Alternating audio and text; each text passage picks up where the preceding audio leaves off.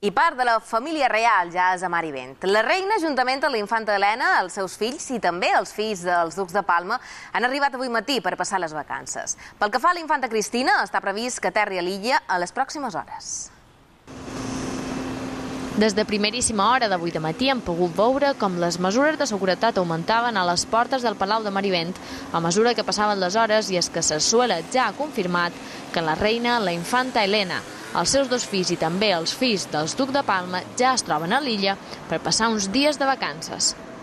Està previst que la infanta Cristina aterri a l'illa en les pròximes hores. Tot apunta que romandrà a Mallorca al Manco fins a dia 5. No s'espera, però, que enguany l'acompanyi el duc de Palma, Iñaki Urdangarín. Pel que fa al rei d'Espanya i els prínceps d'Astúries i les seves filles, Sarsuela encara no ha facilitat quan visitaran l'illa ni quins dies s'hi estaran. Això sí, dia 8 d'agost està previst el tradicional sopar amb les autoritats a l'illa, on sí hi assistiran els reis i els prínceps d'Astúries, encara que no hi podran veure a les infantes. A més, avui hem sabut que el tradicional despatx d'estiu al Palau de Mar i Vent entre el monarca i el president del govern, Mariano Rajoy, es celebrarà el pròxim 14 d'agost. Serà el primer que es durà a terme amb Rajoy, d'ençà que és cap de l'executiu.